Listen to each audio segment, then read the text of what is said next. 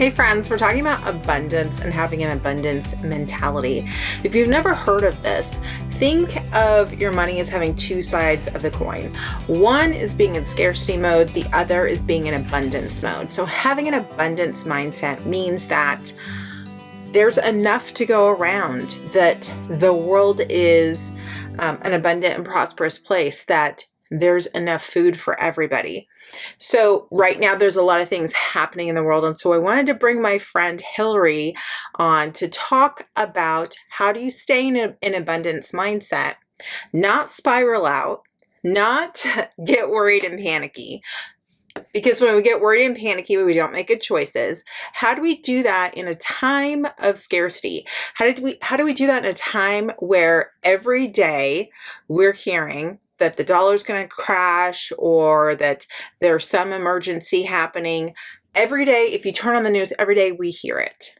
So how do we continue to live in abundance, to have an abundant life, to manifest abundance in our own lives when this is what we're hearing every day? So this is a little bit of a different episode, and we're talking more about money mindset here, but this is such valuable information, and you're just going to love Hillary. She's an energy healer. She's such a smart cookie, and you're just going to love her. So without further ado, here's my friend Hillary.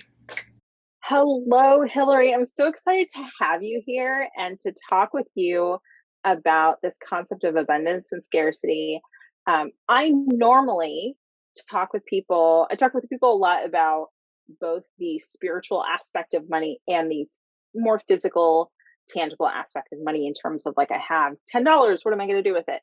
But I think that there's a big connection between the two that often isn't discussed. And as I was just starting to say, I have been talking a lot, like doing a lot of like translation in regards to what's happening with the Fed. Like, we printed a bunch of money. What does that mean? Yada, yada. So I think it's important that we have this discussion, though, on abundance and scarcity, because I feel like people are already in a panicky state. So what I would love for you to do is to introduce yourself. Tell us all about you. Tell us about, because I know you have so many wonderful things happening right now. Tell us about the thing that you're most excited about. Absolutely. Well, my name is Hillary Bassett Ross, and I actually come to this conversation from a unique perspective. I'm an energy healing practitioner. And what most people don't realize is that when it comes to trying to manifest something that they desire, a lot of times the issue is actually in their own energetic field. And this is a bit of a common pitfall that we tend to see again and again. I like to say the mindset and the vision boards will work, provided that all of your energy is aligned. But in most cases, sometimes it's not. So I really love to talk about the topic of abundance because it really goes back to our ability to have our needs met, our ability to be nourished, our ability to have plenty and to experience plenty. And because most of the time we associate abundance 100% with money, this is where people can go a little awry. Things can kind of get a little hiccupy and cause some challenges. And so I'm really passionate about helping bridge this gap and helping people move through these ideas of how to relate to their finances, but actually from a perspective of more of a spiritual perspective and more understanding of what does well-being and energetic alignment look like within me. Because the fact of the matter is, if we have those things intact and on board, then all of our outside world can shift. The challenge, of course, is that we're so used to hearing the news and what's happening, and it's scary and it's overwhelming, and there is a state of panic and there is a state of fear. But that's something that we always want to kind of check in with that too and say, okay, even though that is what we could categorize as happening, we're still always creating our own personal reality. So it's always helpful to kind of be like, okay, I see it, it's happening, I acknowledge it, that's going on. However, it doesn't necessarily mean that I am all of a sudden tumbling down this terrible trail of unfortunate things happening to me. So it's important that we always kind of touch on the spiritual dialogue to make sure that everything is still intact and aligned for us to move through this with ease. Oh my gosh, I love that so much. I feel like this has got to be a great time for you business wise, because People, I'm sure, are in need of so much energy healing right now. There's a lot of things happening in the world. Like there's people are in flux in terms of their own lives. There's a lot of happening in the world. And if y'all haven't tried energy healing, I am all about all of it. And so I have to tell you, I've had some crazy experiences, but they have all been positive.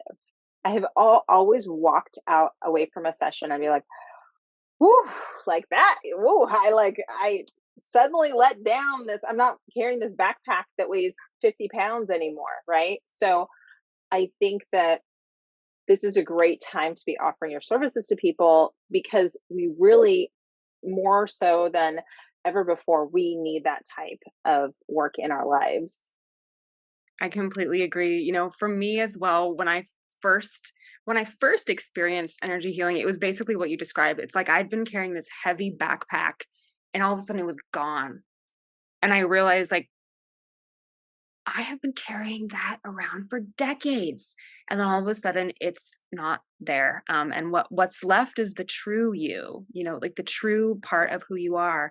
And really what's going on is there's just all these extra layers. And money is such a tricky topic as well because it relates to our ability to survive. It relates to you know h- um being able to afford the things we want. There's so many elements that are so deeply ingrained with our ability to actually just sort of function in the world. It's pretty common that a lot of people have some sort of hiccupy things going on, and they usually are in relation to energy. So I'm really excited to sort of bring this map forward because I know for me this was an area that I was challenged with as well. I was someone who could manifest really easily, and there came a point when all of a sudden I just couldn't quite manifest the money as well, and then came to realize what was underneath, and then all of a sudden saw how our energy was related to what we were able to manifest. And I was like, oh, oh. And then once we're able to let go of those things, everything can start to flow much more easily. So I'm really excited to bring all this forward and help people get the abundance that they deserve. Because absolutely everyone deserves it, regardless of your circumstance right now and regardless of what's going on in the world. Yes, I think that's a great point because I think when we're hearing about everything that's happening in the world right now and things seem very doom and gloom, the the thing I always go back to is like the sun will rise again, right? Like that saying, the sun will rise again. And it doesn't matter what happens today, the sun will rise again tomorrow. So we can either take today and we can focus on the doom and gloom. We can focus on um, really all that negativity, or we can focus on trying to realign ourselves towards abundance. And the interesting thing that I found with my own abundance is it requires action. And I feel better when I take action, right?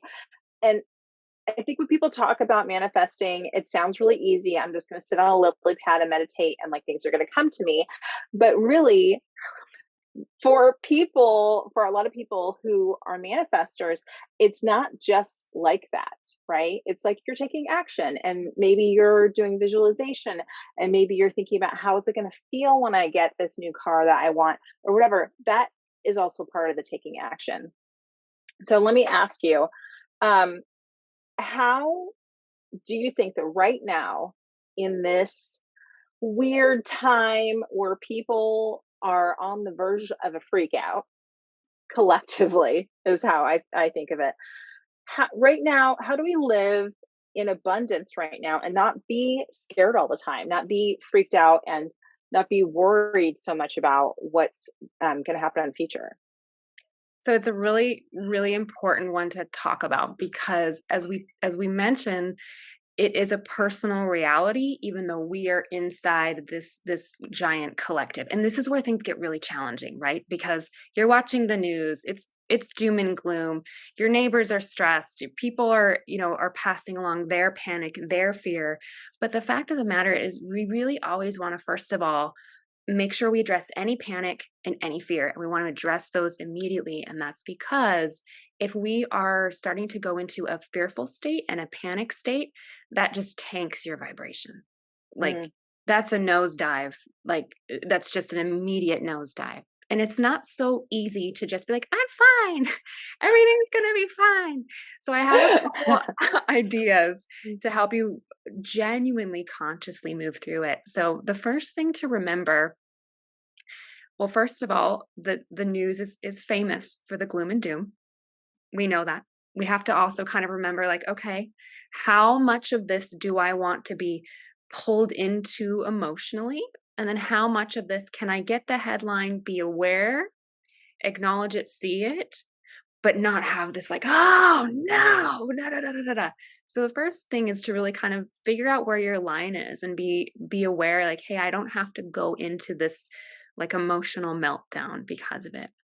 The other thing is just because that could be happening on a global scale actually doesn't necessarily mean that anything in your personal reality would change. And it could actually mean that your personal reality could skyrocket amidst what else is going down. This Mhm. is also possible. This is always always a possibility regardless of what's going on. So we always want to be really clear, like just because that's what the news is talking about doesn't mean that I am, need to go like sell everything, put all my stuff in a backpack and just try to live on the street corner and see if I can make it work. Like, no, you didn't get kicked out of your house. You don't need to act like, we're going to be starving. We don't have to quite go down that trail.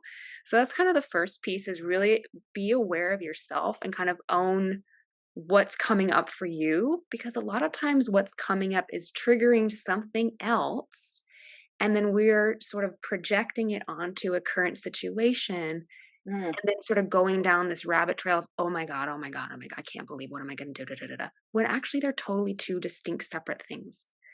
And Mm. you don't have to do that. I Um, love that. I love that. So how would you, so let's say I'm reading about like um food shortages and I'm getting really freaked out about um possible, food not being on the shelves.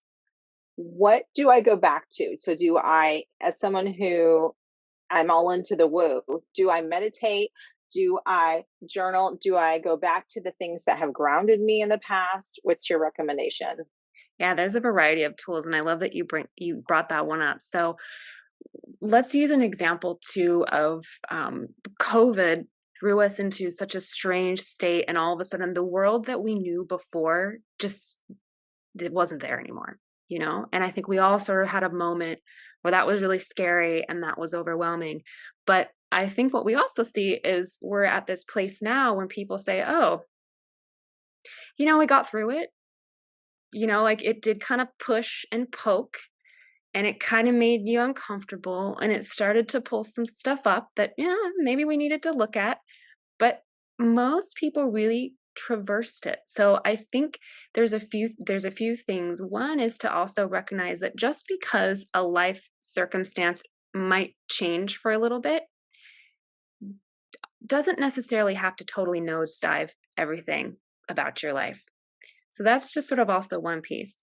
What we're really, I think, working toward is the inner panic. And when the inner, like the body is starting to kind of go into sort of a, I don't know, but this stuff is already happening, and we start to go down there. So I think there's a few different things. And one of the programs that I'm working on is actually a challenge on healing your relationship with money. And the first and foremost thing that we do is I'm going to try to get everybody out of their fight or flight panic state. And when we have something as significant as money, that relates to our survival, like I said, it's not just mindset, and it's not just vision boards. A lot of times we're having some issues in our own nervous system. Our own nervous system is triggered and we're fearful. So there's a variety of things. I think journaling is super helpful to be clear on what's coming up for you, so you know how to disseminate what's coming out, because it's most likely that the news triggered you to there's something else in there. Journaling is a good start. Meditating is great as well, but I also find, because a lot of what goes on with the panic state around money is nervous system based, is within the body. Tapping is also a really, really good practice.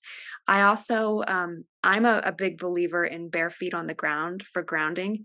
It's like I can feel stress just ooze off of me. It just sort of releases. And Mm-hmm. after I Mm-hmm. do that for a while, I realize, like, I'm not as upset about the thing I thought I was upset about before I did this. Like, Yeah. it's something that I need to pay attention to, and I want to make a plan around, and I want to acknowledge, like, this is not what I want to have happen, but I know that I am going to receive all the things that need to be here for me to move through it gracefully. So it's really important too to recognize that a lot of times our reaction is coming from something else, and if we can give it the opportunity to see it, to acknowledge it, to be clear on what it is, and then give ourselves an opportunity to let our body sort of disarm, and release all of that, what you'll tend to find is that you feel much better after. Mm-hmm. And a Mm-hmm. lot of it was more just a reaction to the trigger, more just sort of, Right. Yeah. yeah, something in your body is like freaking out. It's like, well, let's really get to the true source of it, because even though it could look like there could be food shortages and prices are higher, and we can sort of create a laundry list of possible issues, what's also true is it might also be leading you into your most amazing time in your life. Mm-hmm. Some of those shifts might put you on a different trajectory that could be perfect. You might make some changes that are better for you in the long run. That we always sort of assume any type of change or lack of discomfort is a sentence and is terrible. And in fairness, I'm not a big fan of my comforts, being hindered either, but I'm also someone who's had to deal with a lot of that. And what I can say is, there's still growth and there's still positives that come from it. I love it. And you're right. It is a reaction in our body. Like our soul is freaking out right now. Think about that. Exactly. Like on a Exactly. soul level, we're not freaking out because our soul has the wisdom, right, to That's handle right. all this. But it's our physical body. And I always think like that's the hard part, right? Right. Yes. Like, right. Like I'm a soul in a physical body. And yeah. And then we have things that are happening to our physical body.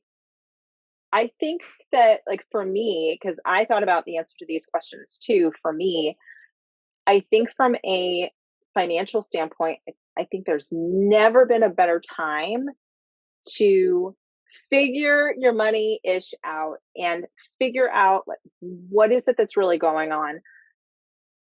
As a country, we have a crap ton of debt. And a lot of people have been living off of debt for a long time. And so I think this is a great opportunity to be like, am I compulsive shopping? Right? Because I have this job that I hate. Am I not saving my money? Am I spending a bunch of money trying to impress people that don't really like me? I think this is a good time for reflection. And then also, as I'm talking with clients and people in my community that I call the rich life, so I'm talking with my rich life community, I'm like, what is the thing that's going to make you feel better? So Mm, maybe the thing that's going to trigger you is food shortages. What's going to make you feel better? Like, go buy 25 pounds of rice and put it in your garage. Is that going to make you feel better? Okay. So I feel like we can come at it from a number of different angles, and maybe we need to do all of them. Not just absolutely. one, right? Because again, on a spiritual level, we have some things, and on a physical level, and then also with our money, we have some things. And I just think that, like, the more ammunition we have, the better. I love So that. yeah, why not? Yeah, and it's also a time too to recognize, like, when you've taken a few steps and you feel clear, you're much more calm, because yeah, that Hmm. triggering could have been of something else. And like you said, like, well, I got 25 pounds of rice in my garage. Imagine the peace of mind that that would give you, and allows you just to kind of continue going. I love it. Yeah. And something I heard the other day, because I've been doing And of course, I didn't plan this, but right now I've just been doing a lot of inner work. That's kind of what has come up for me.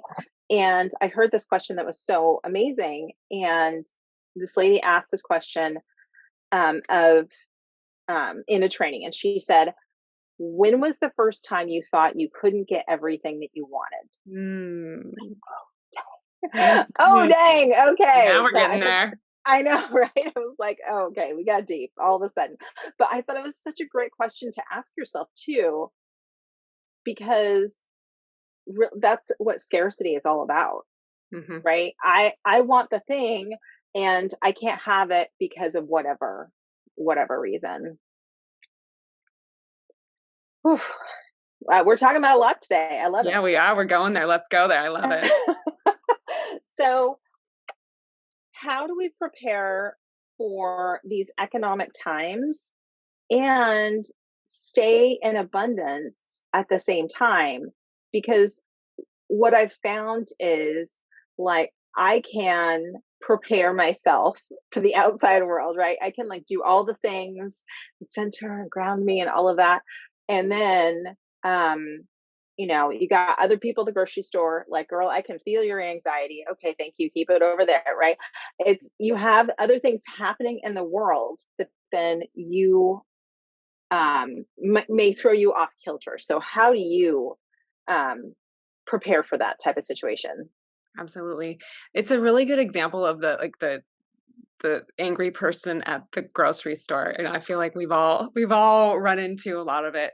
So it's not an easy thing to adopt and recognize, but 100% it is a personal reality, and you are responsible for keeping your own personal reality, your mindset, your energies, all your business in alignment with where you are trying to go. So I love how you talked about having really tangible steps of ways to start to get prepared, get your ish together, have all of those things sorted out. But the other thing that I mean, I'm just going to keep harping on this.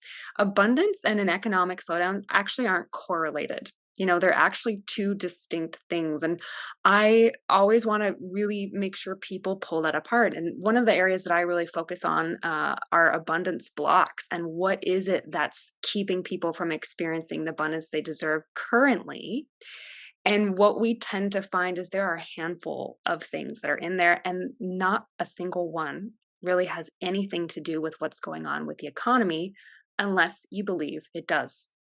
So that's Mm. the other piece of it too, is that we really want to be careful about accidentally falling off the wagon from experiencing abundance because of what's going on, and because we might run into a disgruntled person in the grocery store who clearly hasn't been through my training. Right, right, yeah. Because that's, you throw that out in the world. Well, darling, what do you think is going to come right back? So I like to, one of the things that's very key and signature to the way that I approach abundance, because I'm an energy healer, is that we approach it from the perspective of energy. We cultivate it as an energy, and we start to really live in our own frame of this. And I really focus on doing this perspective not just from a money perspective, because money is only one form of abundance, but there are many others. And what's really phenomenal is when you start to work with it as an energy, if you start to really cultivate it and embrace it in all these other areas other than money, the money can start to just sort of trickle in as a byproduct. Where people start to fall down is they make these false assumptions and these false associations that, I have plenty of these people in my life who are like, going down, all these things. And that's how they even like create conversation, is just like moaning about the state of the world. And I just kind of want to be like, if you really knew what you were doing to yourself, you'd stop. But it's just how some people get down. So Yeah. you want to be really careful that you're not like licking up that ice cream cone of the gloom and doom, because it's not going to do your favors. And then when you can start to choose for yourself, there's so many ways that we can cultivate abundance in our life, regardless of the circumstances. And that's what it's kind of like I like to describe it almost like a pilot light. When you're lighting like a gas fireplace, it's just this little light. And then you can really turn it on, and then everything kind of starts to. So Mhm. what we Mhm. do is we kind of want to find a way to get ourselves to a state of cultivating and celebrating abundance that we do have, heal everything that's keeping us from the other forms, and allow ourselves to learn how to just sort of stay in this celebration, and poof, your outside world starts to reflect it back. Mm. I love that so much. I heard the other day that more millionaires are made in a recession than any other time in history. So it is entirely possible, like from just a purely fiscal point of view, and also from an energetic point of view, for this to be an amazing time for people to thrive. Absolutely. Yeah. And I think that we have to decide that that's what it's going to be, though, right? Absolutely. Well, and the thing too is like, I think it might almost be an easier time to thrive, because I think what can tend to happen is when the gloom and doom story is out there, there's a big chunk of the collective that's sort of swimming around in it. But what they're not doing is creating new opportunities, hustling, getting out there, learning, going for it. And the people who have chosen to kind of hustle, try new things, go for it, like you said, more millionaires are created. I think there's also, an element of, it challenges people to be creative, and that's a beautiful thing. That's a really Yes. fabulous thing. And you can be the anomaly. You can dive into the slipstream, you can be the anomaly. It doesn't have to be this terrifying drama fest that some people indulge in. Yeah. Well, and I think too, I I feel like I've told everybody this story about my grandfather. My grandfather got really have you heard this story? I don't know. Tell me. So during the depression, my grandfather got laid off from he was working in a mine. I think it was a coal mine. He was doing mining and he got laid off and he's sitting in the corner and he's like, what am I gonna do? What am I gonna do now? And he bought an oil can, and this was in the Midwest during the Depression, and he starts selling heating oil door to door. And it turns out that my grandfather is a spectacular salesman, and he was very successful in that. And I think about that all the time. If he had stayed working in the coal mine, he probably would have never figured out he was a spectacular salesman. He wouldn't have had like tanker trucks filled with oil, heating oil. You know what I mean? It led to so many other things. And I can't get that story out of my head these days because I'm like, we have to see where the golden opportunities are and where people need help and how we can use the skills that we have to help them. And I think that's all a part of not being so scared all the time Absolutely. and just being in that state of like remember when COVID first started and people wouldn't leave their house and they will double mask or triple mask. And I got together with girlfriends and had brunch once a week because I was like, girls, I need to get out of the house. Like, you can make it be whatever you want it to be, Mhm. where it is a scary thing and you're sitting at home and you're afraid to spend money and da, da, da, or this can be an opportunity. I adore that story about your grandfather, because exactly, like, this is the thing that we always assume, like we kind of go into it assuming everything has to stay the way it is, and that's the ideal state. Is it? Are you sure?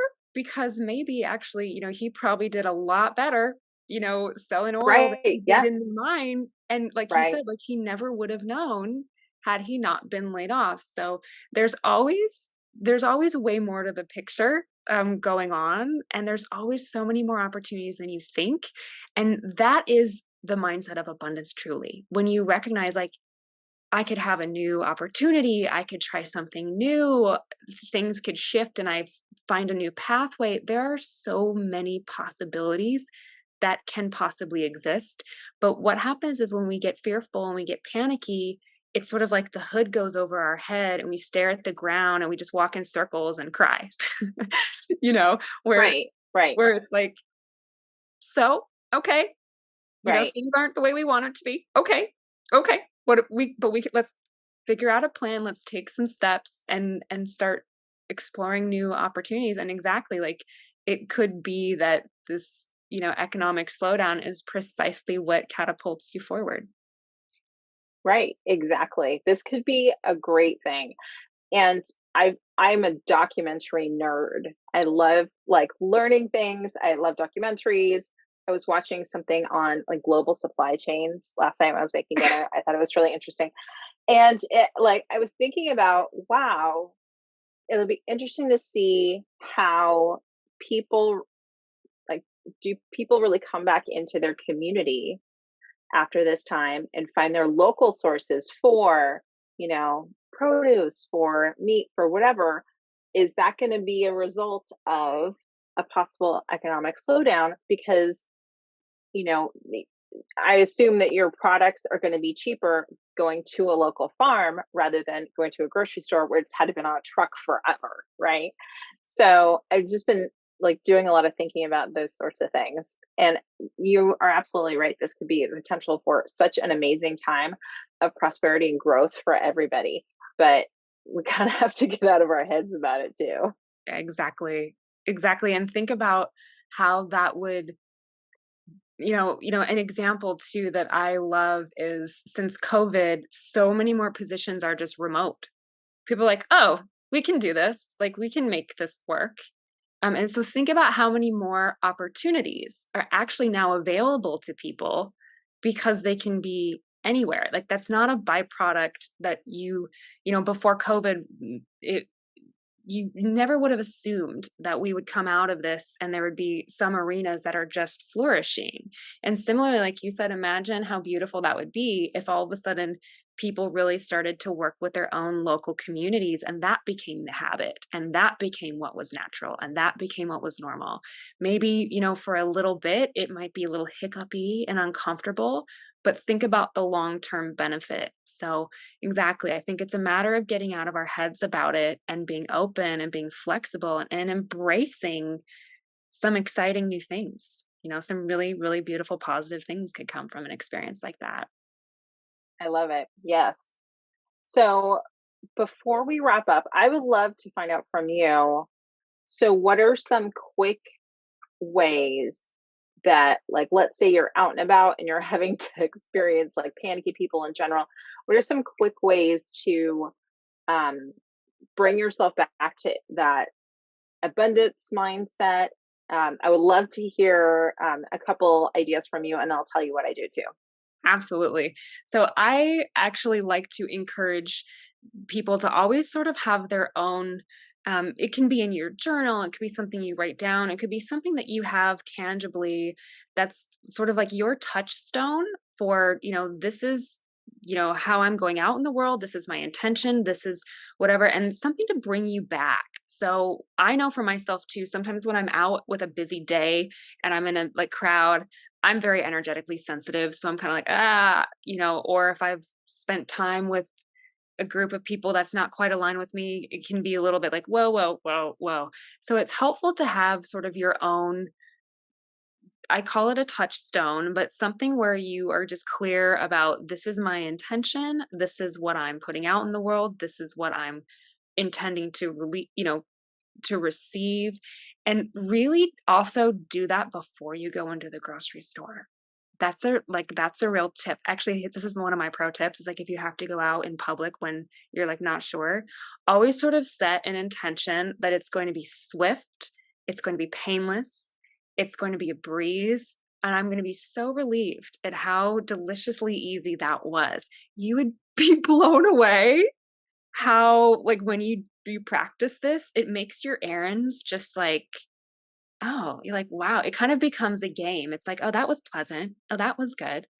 The other thing that in addition to having your touchstone and in addition to sort of being intentional about how you go out is always, always, always really focus on all the abundance you do have now.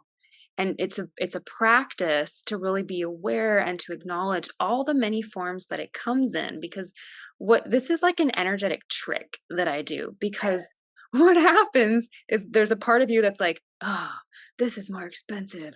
I don't think I can Right. do that. And then you kind of go down the shoot, well, I can't afford it. Well, it's because of this. And now I'm mad at myself about that. And blah, blah, blah, blah. And before you know it, you sort of, once again, you nosedive.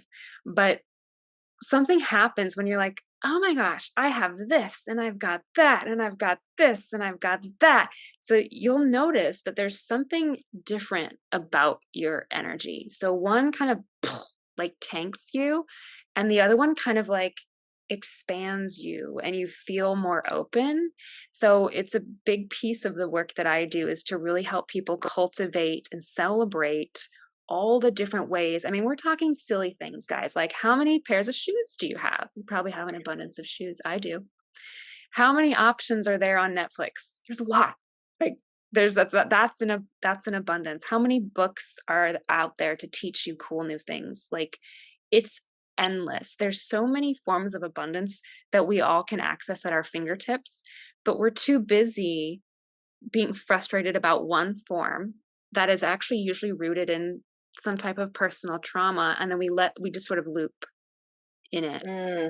Where when we really stay here and then we start to heal that, it's so much easier to bring this vibration to this. I love that. I love it so much. Yes. Oh, yes. Yeah, absolutely. And I love the swift, easy, it's going to be painless. We're going to be in and out. It's going to be a pleasant experience. I love that because you're already setting the stage for how it's going to go. I do the same thing with parking spots. I don't know if you do, where Yes. I'm like, I pull in and be like, I'm going to get the best dang parking Yes. spot around. Always And do then it with parking. Yes. I Yes. know, I know. My husband's always like, how do you find this parking? Because I manifested it. It's my superpower. Yes, totally. Well, I'll tell you what I do. I do two things. One, and this is something I've been teaching my son. If you are sensitive to and like feel all the feels and sensitive to other people and their energies, I do what I call the invisibility cloak. So I don't know if you read Harry Potter or are familiar with Harry Potter. He had this invisibility cloak. So if I really feel like, okay, this is going to be just a complete, like a lot of weird energy, I need to protect myself, I will just kind of like energetically clear myself with a big ball of light. And then I tell myself, okay, I'm putting on my invisibility cloak. Nobody can see me. Nobody can like, try to mooch off my energy. Like, and it's amazing. I also talk this to my son. He's 12 now. But when we were going to places like theme parks, we used to do this, and he would be anxious, and I'd be like, "Don't forget, did you take your invisibility cloak off? Like, you got to put it back on, right?" And it really does help. It sounds like, such a little thing, but it helps so much. And then the other thing that I do is for the lady who is such a crab and she's angsty, and I know that she's like, I'm like, girl, I know you're stressed about paying that grocery bill. I could tell.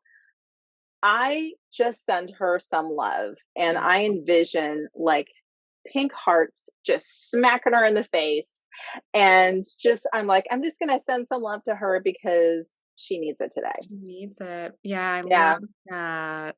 And both of those things, like, especially the sending somebody else some love, it's free and it took 2 seconds of my day. That's right. And I think if we all thought about it in those terms, maybe we would do that and maybe send a little love to somebody else more frequently. Oh, it's such a beautiful, I'm so glad you brought that up because that's the thing too. It, like you said, it's free, it's simple, it takes 2 seconds, and it really matters. It really, really matters. And like you said, those people are upset because they need a little more love. Yeah, absolutely. Absolutely. I'm so glad that you were here with me today and we got a chance to chat. Why don't you tell everybody what you're up to? And because I'm so excited to hear about, I know you have some new stuff coming up. So tell me about all the things.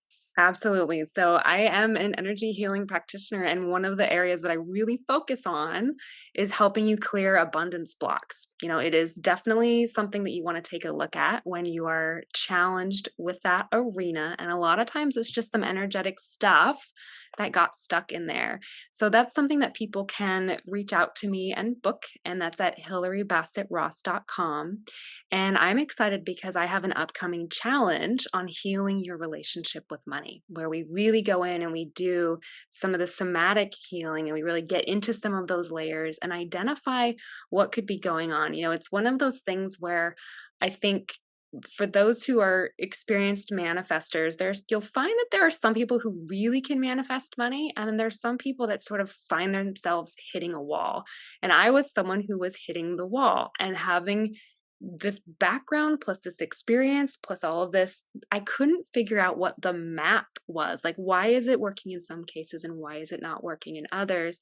And the missing link is very much what's going on in our nervous system, what's going on in our energy, what's going on really, really deep, deep in our subconscious. And when we're able to release those things, that's when things shift. And so that's why I'm really excited about this upcoming challenge, because I think so many people are ready for that level of healing. And so very, very excited to bring that forward. We need it. I mean, like I said, I feel like we're on the precipice of something that could be amazing, and this is the right time to do it. Absolutely. I Absolutely. love it. Thank you so much for chatting with me today. I forgot to introduce myself. I'm Victoria Sexton. I'm a financial coach. You can find more about me by going to victoriasexton.com. You can grab my 30 ways to make more money, or find out about my Rich Life community, where I share the straight skinny with you, and we come together as a community to figure out what our action plan is going to be, how we are going to continue to grow in not only our abundance mindset, but practical things that we can do to leverage our money right now and grow and thrive and be that rich person that you want to be. Thank you so much for joining me, and Thank I will you. see So you excited to be able soon. to join you. Take care. Thank you.